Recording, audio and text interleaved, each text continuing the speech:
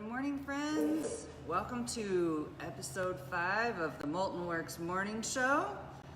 We are in our new space, kind of not quite set up where you're going to see us every Monday, but we thought we'd show you a little bit of the chaos that we're working with. Yep. But we're sitting at a table. We've got a nice piece of glass in front of us, coffee, and we're ready to go. Yeah. So, I'm Melissa Stepp. I'm Kevin Creekmore. And this is the MoltenWorks Morning Show. So, today, as always, let's start off with a little bit of news. New location. We are further down 178th, still behind McClendon's Hardware. And temporarily, you're going to follow the signs to Woodinville Sports Cars, because we are in the same building as them. And we are here from 11 to 3, Monday through Saturday, for your curbside kit pickup, or if you have projects here at the studio to pick up, all we ask is that you give us 24 hours notice for those pickups so that we have time to get those ready for you. And so we are down here in our new space, we're getting it organized, and today, also, June 1st, is 2 important days. Number 1, it's my sister's birthday, so happy birthday, Courtney. But number 2, the governor didn't extend the stay-at-home order.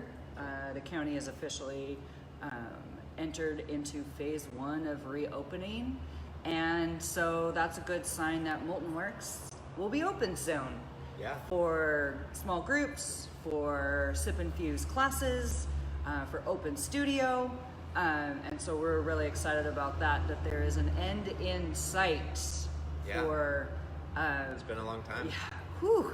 Feels really long. I was going to say March 15th was that last day that we had classes, and it's, even though we get to see your create at home kit projects, it's still not quite the same thing. Nope. Not the same thing at all. So we're excited about being able to open for those for classes again, and to see more people here in the studio. So excited about that. Yeah.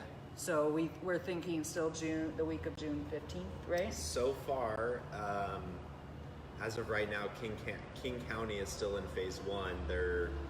Some other counties are able to go right to phase 2, but we're just hoping that, for whatever that means, we can open in some capacity by the 15th. Yep. This gives us the time to just organize everything and make this studio looking good. Get some signage up so when you do come to the studio, you know kind of where you're going. But again, not far away, just down the street, closer to Studio 2, to the right in the gated area. And yeah, we're excited to put all the art up. I was gonna say, we have more wall space now, don't we? Yeah, a ton. Plus the window space, we'll be able to put some of the big combings out, so you can see them right off the freeway. We'll get those lit up, and it'll be really cool to see them.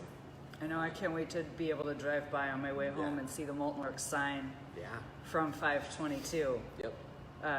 That's really exciting to be able to see that. Yeah. It's exciting to know that we're still hearing the freeway noise, but it actually is going to mean something now rather than being down behind blackberry bushes. That's right. You can see us now, not just hear it. So that's going to be really exciting. An email from the school.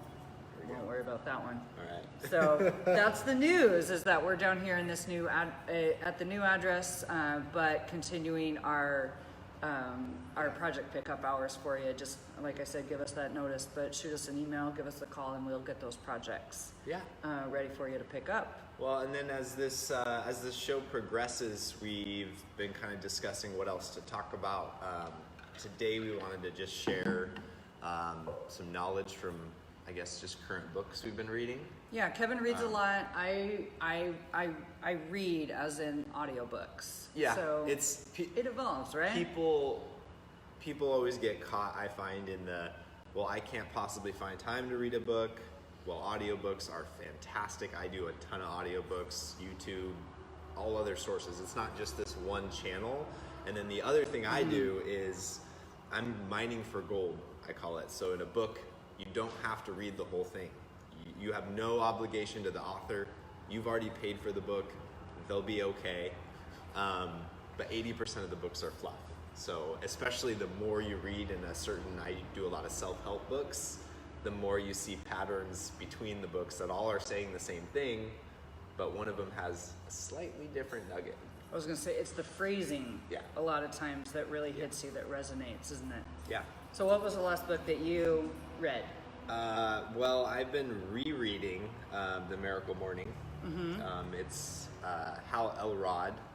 This one is specifically for entrepreneurs. So he wrote The Miracle Morning, and then it was, everybody loved it so much, he wrote branches for real estate, for all sorts of different fields. And the cool thing about the entrepreneurship version is that he ties in with some other entrepreneurs, and they give their advice and feedback for what they've learned. So the basis of it is, how are you creating a morning routine to then skyrocket the rest of your day?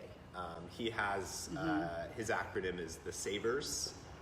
So it's things like scribing in the morning, exercise, reading, eating, I'm trying to think of the other ones. Those kinds of things though, and how it energizes you for the rest of the day. And then in order to make kind of a plan and be ready to accomplish those goals, because often when you're on that entrepreneur path and pushed and pulled in a million different directions, if you don't sit down and have like your top 3 priorities, everything just goes to hell. If you don't get it done in the morning, the mornings that I wake up at 5 or 6 and have that time for myself, it's quiet, nobody's bothering me, I have a fantastic day. And the days that I don't, kind of like this morning, I resisted getting up and slept a little longer. I'm not as prepared for the day, and I'm not as that deep feeling of satisfaction at the end. So that's been really good. I kind of pivot between books. I've been doing a lot of Impact Theory, which is a YouTube channel. His name's Tom Bailu, and he interviews all these high-level people.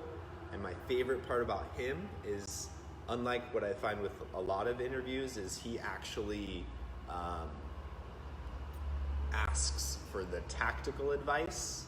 So when somebody is super successful in a field, or they've made it, he goes, all right, so somebody sitting in the position that isn't there, what steps do they take? So he really has the person break it down into actionable steps, versus a lot of people just interview, it sounds great, and then they move on, and you don't actually get any advice for it. Yep. Good morning, Trina. Thanks for the book recommendation. Yeah. Really appreciate that.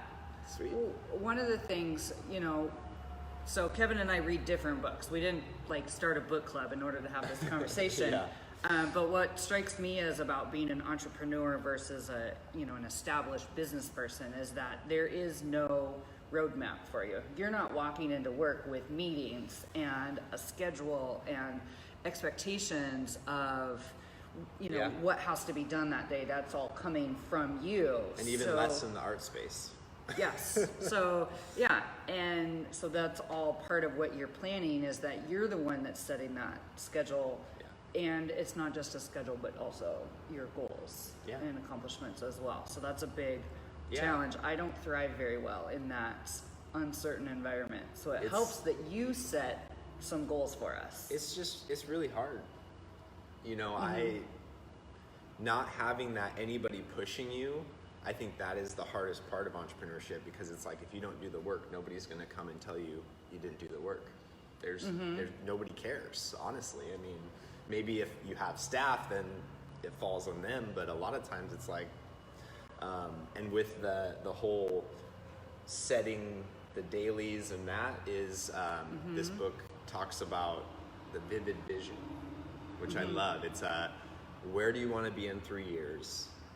What does it look like? And he really breaks it down to really letting your imagination run wild. This is one of our mental faculties, and imagination is usually stamped out. We see it here at MoltenWorks. We talked about it, I think, last week, about not creativity, not being creative. So Hal talks about going out away from everyone and really thinking about what you want. And it might sound crazy. If you said it to any normal person, it would sound crazy. And that's, now I'm a little more cautious about who I share my full vision with, because, you know, you want it to share it with the people like that are at MoltenWorks, like Melissa, like here's where we're going. It's important, but it starts kind of from there, you know, from me to then the group of staff to then our customers. I know a lot of you know kind of where we're going. So it's cool to see that vision kind of realized, but then, I mean, I'm constantly reviewing it and updating it, and he really asks that you feel it. Like, what emotions do you feel? How do your staff respond to you? How do your customers, how do those interactions, you know, go? Like, when you really get attuned with that, that's when you really start fulfilling the vision, is because you're like emotionally tied to it. It's not just like well, there's my goal, I'm gonna do it. It's like you're emotionally engaged with it so much that it like pours out of you.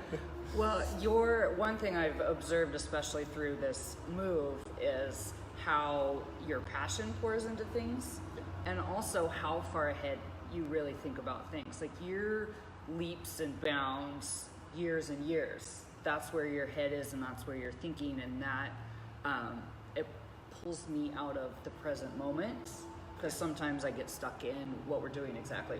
Right here, that's too many logistics get stuck in my brain. And it was long and difficult, and I think you can attest to this. When we were moving in, it's hard to see what it's going to become and look like, and you kind of get like this, we're just moving, and it's like, it's chaos. Right. And I know the chaos gets both of us. Like, the chaos in here, like not being able to find just tape.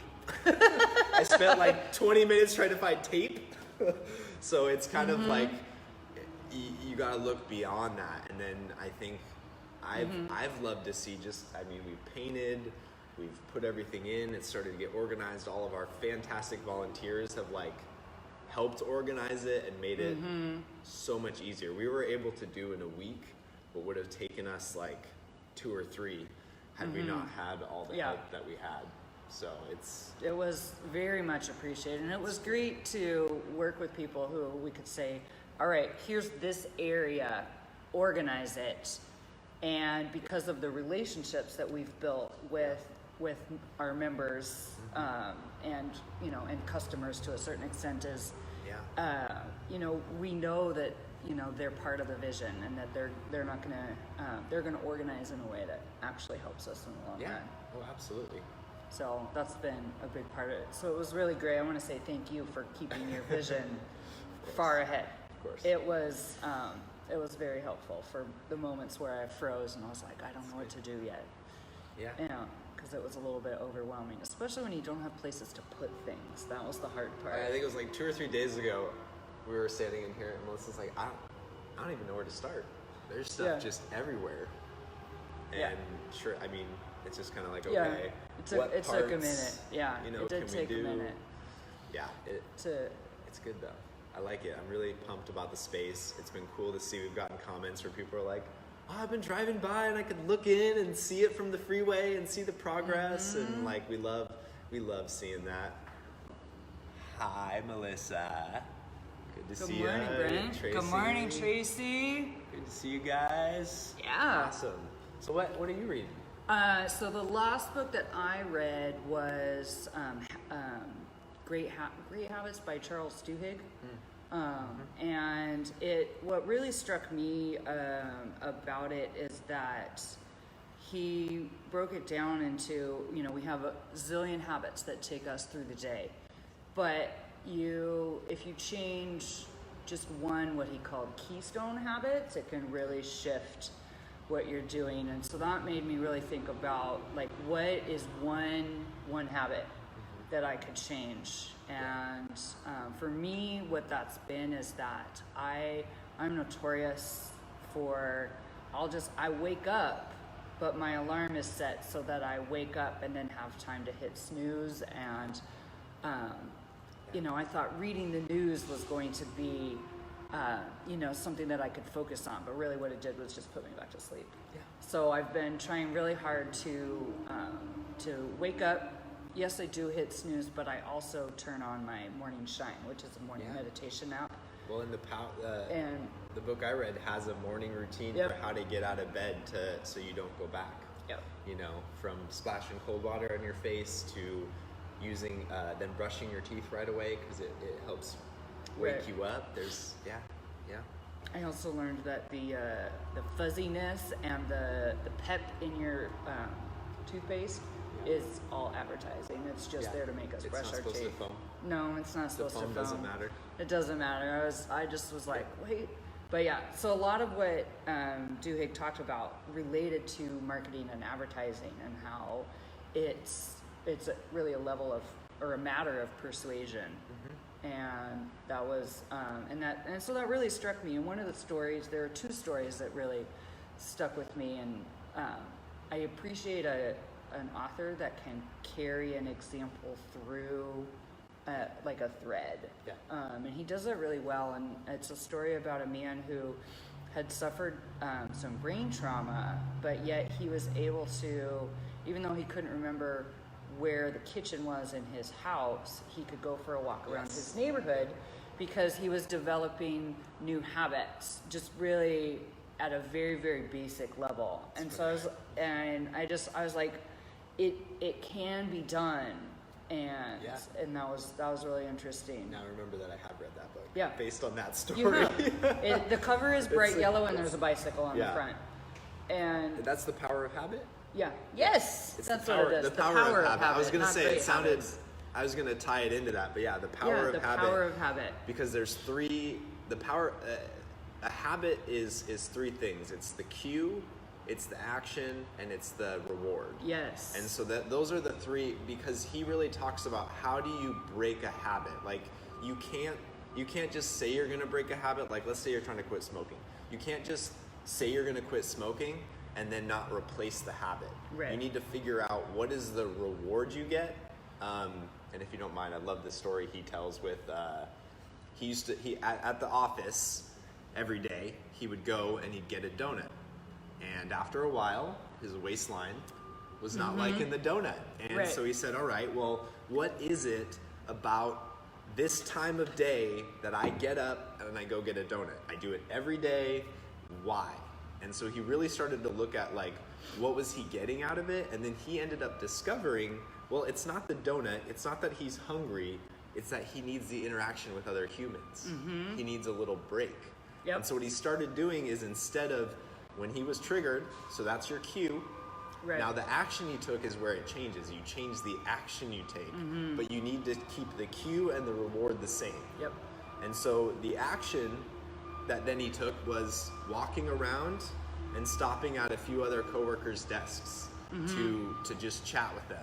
And he found out that it gave him the same energy and reward that he needed. Right. And so he was able to say, all right, that's great. Yeah. You know, they gave me the donut anymore. Doesn't need the donut. So waistline's happy. Yep. And he was able to then change the habit. And so that's what I like about that book is you can't just change a habit. You can't just say, all right, I'm going to change. You know, people, it doesn't work. And that's what is so powerful about that book is really keystone habits. And then how do you kind of ingrain that? Another great book, if you want to learn more about habits, is Atomic Habits by James Clear. It's another fantastic book, and he hits those like what are core habits that you can have, you know, and habits create us. It's not, and that's entrepreneurship, right? It's like every little day, if I do a step, I will get to my goal. Even though every single day it may not seem like I'm going anywhere. And that's the hardest part is like knowing you're going somewhere even when you feel like you're standing in place. You know, and each little thing like posting on social media, you know, to keep the audience engaged, like, and I'm good at starting and then stopping and then starting and stop. You know, this last time I was in it and then we stopped more or less because we're moving. But still, it's like, okay, how do I get back to that like consistent posting? Because you never know when you're gonna say the right thing that somebody's like, I really need to hear that today. Yeah, you know, it really made the difference. That's important. But yeah, that is a really good book. Yeah, Because habits do I do. make us. The other books that I've been reading are really just for fun, Yeah. but it's juvenile fiction. Yeah. And it's just a delight to have a story that's about adventures and friendships, and they're simple and they're not complicated, and because the characters are like 12, there's no romantic entanglements. It's all just like we're friends and we support each other and we have these goals, and that just keeps me happy and amused, and that's been a lot of fun to just keep going. Well, and that's through. a great that's another great way to, reading doesn't always have to be like, I mean, I tend to do that, but I do read some fiction here and there. It's a great break, right? You can't always be learning and always consuming, because I get overwhelmed. I'm like, I'm supposed to be doing something with all of this information. Well, especially when you're winding down at the end of the day, you don't want to like amp yourself back up. Right. There's another guy who talks about that, reading your self-help kind of books earlier in the day, and then at night he recommends reading actually like autobiographies or fiction, and that kind of winds you down. And he said autobiographies are great because they give you courage, because you can really see what somebody else went through and their story, and you can usually tie it into your story and really see like, oh, it is going to be okay. Somebody does have it worse, It makes it relatable, right? When you connect to another human being, it makes it you feel less alone. Yeah. Right. So an autobiography, that is a great way to reach out and feel, because when somebody famous, you hear about them, being a normal person. I think that's where you always hear about Abe Lincoln grew up in a log cabin, right? Like he used to be poor. Okay. Poor people can be president of the United States. Yeah. All right. There's, goals, hope, lots of distance to travel. Yeah, and they call it learning from the intimate dead, the people that you can no longer reach. You can get in-person mentors too, but like through books, Sam Walton isn't around to learn from, but his book Made in America is fantastic. You wanna talk about somebody who was deeply involved with making Walmart. Agree or disagree, I don't care for Walmart, but you know what? The guy, he did something right. And he has one of my favorite stories of his is he gets locked in a Brazilian prison, and people come down and they're like, what are you doing, Sam? Like, what happened? And the government guys were like, we found him in a department store measuring. On the ground measuring the distance, and he was measuring the distance of the aisles for Max to see. He spent almost all his time in other people's stores to learn what they were doing best, and then executed it. And it was like what a crazy cool thing. And that just shows the commitment level. What an odd way to continue learning too, when you think about it. Just that makes me think about, perspective. When I see somebody doing something that's a little strange or unusual, maybe they're learning, maybe they're trying to figure something out. And so, yes, it's weird to me, and I might go, I don't know about that, but they're probably learning something. So the next time I see somebody with a tape measure in the department store, they might be a genius. It might be an economical genius. Yeah. Are there any podcasts that you listen to? I know podcasts are a big part of how we can consume information now. I think it's called the Greatness Podcast or something like that. Let me see. I've been doing a lot of, like I said, audiobooks or YouTube. YouTube has been huge for me, and I'll listen to sometimes just inspirational, or I love Eric Thomas sometimes, because he gets you amped up. And my favorite story of his is the Guru story. And there's this young man who goes and meets this guru and says, I want to be successful. I want to learn from you what you did, because you clearly have it all. And so the guru says, all right, if you want to be successful, I want you to meet me at the beach tomorrow at 4 a.m. And this kid's like, man, at the beach? I wanted to make money, but okay, I'll be there.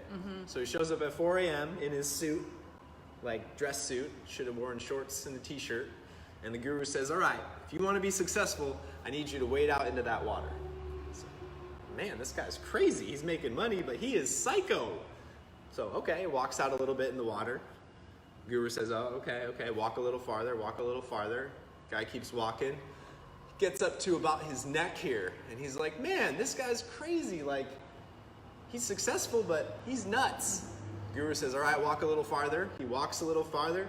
Guru grabs him, holds him down, and then right before he passes out, he lifts him up, and he says, now the only thing that you wanted when you were down there was what?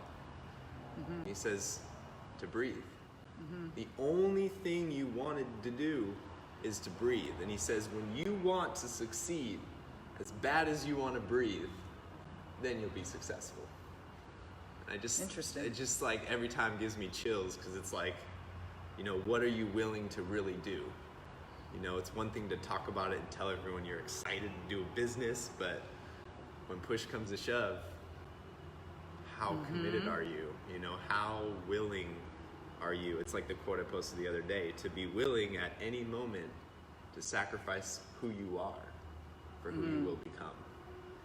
Yeah, if you're not willing to change those habits, it's that foresight, it's the habit, you know, yeah. It's like, who do I need to become to get to that next level? Yes. And it's going to be uncomfortable usually. It's not easy to change. No, or grow, it's not easy to change. you It's really not. And you're right, Trina. It should giving yourself grace to take the small steps. You have to be willing to allow yourself that room to make mistakes, because it's not really a mistake, it's a learning opportunity, right? Yeah. We talked about risks and opportunities Yeah. before, and it's just it's something that is it's really hard. It's not anything. I don't think that you can really just like it's a habit, right? Like, you can't just wake up one day. People always want to start at the end. Instead, it's like you have to start where you are. you never just go all in and make it. Like, it's a small progression. It's people. I hear people always talk about how they want to be an entrepreneur or start a business, and yet when I tell them the step, they don't take it, which is start small. Just spend a day and write down all your ideas. Just write it out. Doesn't matter how crazy it sounds, just write it out. Then reread it, and that's your first step. And then start spending an hour a day. But like, nobody's willing to spend 15 minutes, 20 minutes, an hour a day to do it, because they're like, well, no, I just want to be there. And it's like, well, if you just spend every day doing a little bit in a year, you know, it's not quick. It's like if you sitting down, if you think that the very first thing you're going to do is write out your plan, but there's nothing to plan if you don't start with your ideas. Yeah, you gotta execute a little bit. You gotta like try some things out, see if you fail, see if you make it. So you gotta like float around a little bit. Yeah. You know, you don't immediately start swimming. You have to start in shallow water. That's the only way it works. So Absolutely. it's there's a lot of swimming lesson metaphors here, I think. For sure. Like, there's a reason that you start in parent-child or P1, right? Yep. Those little kids, you got to blow the bubbles first. Yep. Before you can stick your whole face in the water. It was great when we had underwater music equipment from synchro swimmers. Yes. Because then you could get kids to stick their head in the water, no problem. Yes. You're like, listen to the music, and you can hear it. Yeah. There's a lot of there's no sink or swim really isn't the way to teach kids how to swim, and it's not a great way to start a business either. No, because we'd put a little table in the water so they could stand. And I remember one time I was teaching, and I had this little student, and the other lifeguard comes up behind me and goes, "Your kid is drowning behind you," and then walks away, and I was like, "Oh!" Pick him up out of the water and yeah, I can't tell you how many kids just walk right off the edge. And but when you think about the teamwork that it takes to keep an eye on that kid, you know, someone else came up and said, "Hey, by the way, that's why there's a lifeguard." turned. That's where the lifeguards come in. You know, the lifeguards are watching the backs of the instructors are helping the kids, and we switch roles.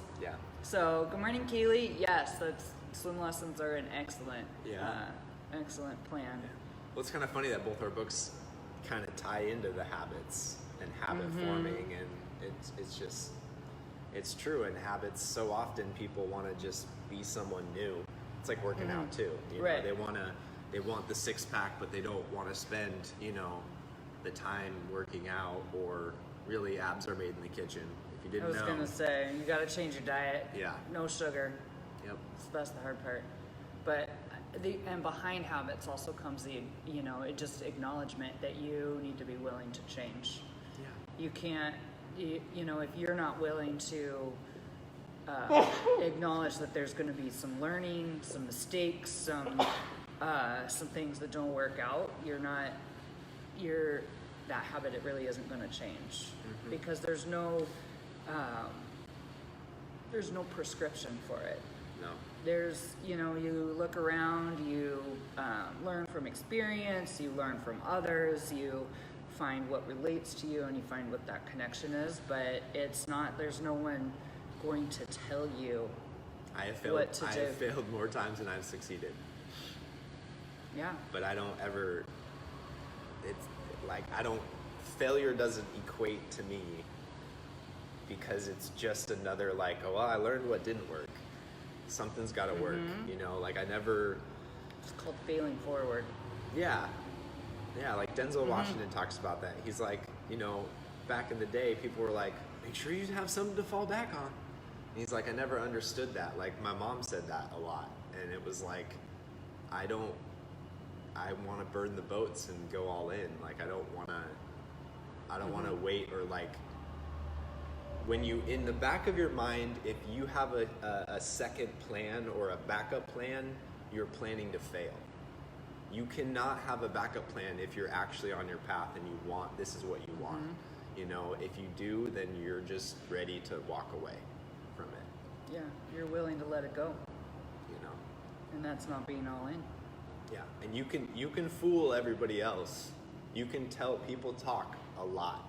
Oh, I'm gonna start a business. Oh yeah, I'm gonna do this. Oh, I'm gonna get it. No, you're not. I hear it. I hear it all the time with the people I interact with that I haven't seen in a long time. That I'm like, oh yeah, I have this studio. They're like, oh yeah, I'm gonna come in. Oh, I'm gonna come in soon. I'm gonna come in soon.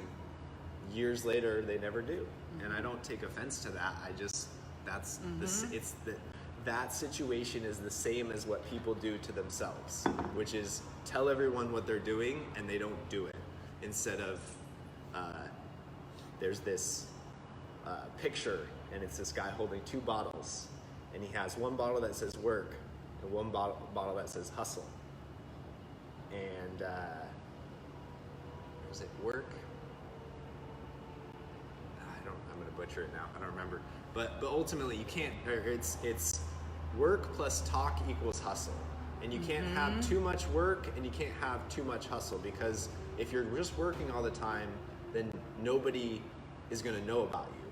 But if you're just hustling all their time, then you're just talking, and then there's no action behind it. So it's a good balance of both. I think you got to spend more time working on your craft and becoming good at it before you can really get out there and get exposure. And I mean, I've been working with kilns for 10 years. Like, this isn't a new thing for me. It's not like I just started by making awesome product and knowing how to fire kilns. I failed a lot. I had a lot of broken projects I would spend days on, and then at the end they would break. Well, I just think about, Trina, you're right. You got to be, an epic mess. You got to be willing to realize that that's part of the process, but just think about the flowers that you made. Yeah. They broke.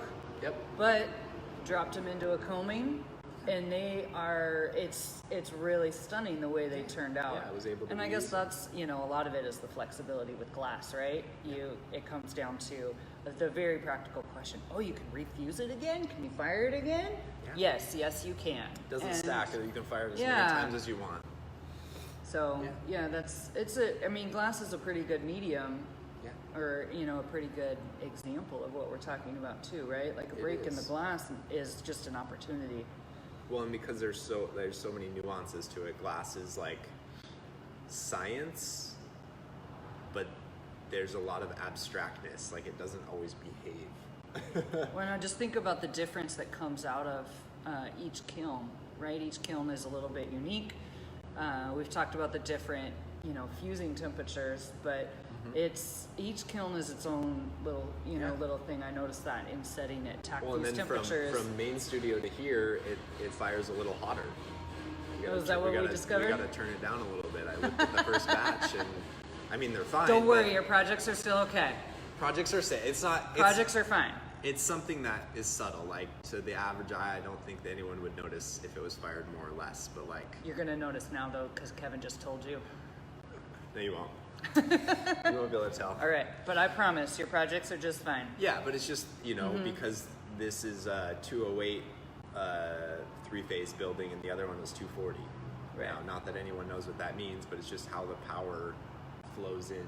And then I don't know what it means, but it's totally okay. So they just but it's learning, right? We fired some projects. They look great. We were confident in our process. We knew that the kiln was in good hands and also in good repair, and so it's it worked out well. But we learned a little bit, and that's where each firing teaches us a little bit about the glass. And that's what I'm looking forward to getting back to classes, is that I start to see more projects, and then I get more ideas, and I get to gather so much information about how the glass works that we then get to pass it on. So absolutely. It's super cool that everybody's doing the research. It's crowdsourcing how glass works. Yeah. So that's what we do. We're a big crowdsourcing and some of the ideas that you've had, I mean, they've come from somebody doing it in class, and you're like, oh my gosh, that's brilliant. I know half the teaching has evolved has developed because of what somebody says in class. Yeah. We give each other ideas. The one is steering a bicycle, how we use the scoring tool. That came from somebody in class. And then squeezing the runner, it should be like you're using scissors. That came from Nicole, one of our employees. And so that interaction has been, it's been great to be able to pass that along. So I'm looking forward to getting back to that. Yeah, definitely. Yeah. It's great.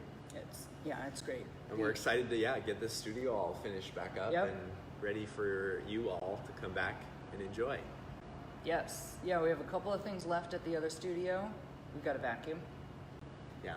And paint the walls. We got to paint our old logo up. Paint over the logo at the old studio. Fill some holes. Do we have to fill all those holes? I think we should. That would only be the nice thing to do. So we might need to go get some putty.